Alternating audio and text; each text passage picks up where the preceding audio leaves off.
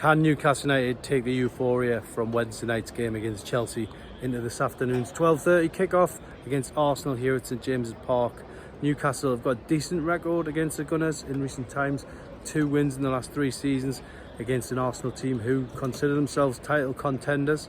Newcastle have got to play catch up in the Premier League. They're sitting in 12th place at the minute, but ultimately for Eddie Howe and his team, he knows that if he can get the best bits from that Chelsea game and take it on that pitch this afternoon against Arsenal, they've got every chance of getting a big result here. It was controversy last season, the ball seeming to stray out on the far side of the pitch, but VAR gave it, Joe Willock kept it in, and Anthony Gordon scored. Newcastle would take a 1-0 here again today, but ultimately Newcastle must get back to the team that they were last season and the season before. The intensity, the pressing, we've seen it again against Chelsea.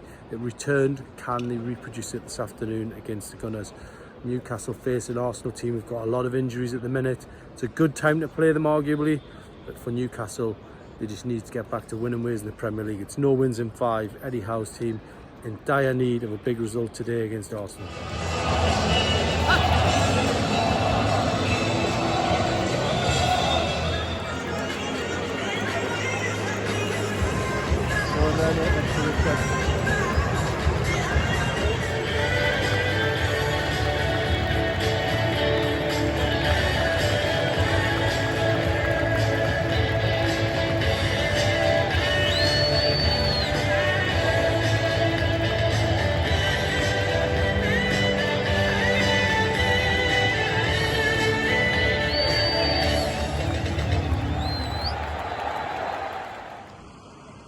This was a massive win for Newcastle United over Arsenal, and this time Mikel Arteta could have absolutely no complaints. Newcastle United won it fair and square. There was no controversy and there was no doubt about who the deserved winners were.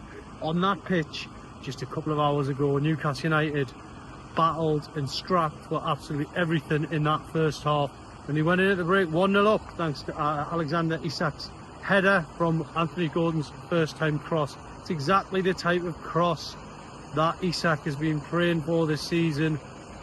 The service hasn't been brilliant for him, has to be totally said, but I think really today he can't complain with that. I mean, Alan Shearer would have been happy with that cross. Nobby Solano at half time told me that he felt like that was one of the best crosses he'd seen for a long time at Newcastle.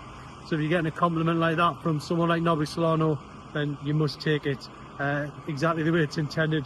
Isak's header as well, also Alan Shearer would have been delighted with that himself back on the day. It lifted the roof at the Gallagher end. It gave Newcastle something to hold on to, and I think for all Arsenal's attempts to unsettle Newcastle, unnerve them, to make life difficult, they got turned round at kick-off time. Remember, Newcastle had to kick towards the Gallagher end in the first half. Thankfully it didn't matter. Newcastle won 1-0, and as I say, it was fair and square. This now gives Eddie Howe and his team a platform to go off. They're back in the top half for now. They'd slumped down to 12th. It was starting to look a little bit worrying, if we're being honest, but in the space of a few days, Newcastle have beaten Chelsea to go in the quarterfinals. They've beaten Arsenal here. They've proved they can take on one of the top teams and win. Felt like the intensity was back today. All them sort of challenges and blocks and a bit of gamesmanship as well, dropping down for a bit of treatment now and again, just take the sting out of the game.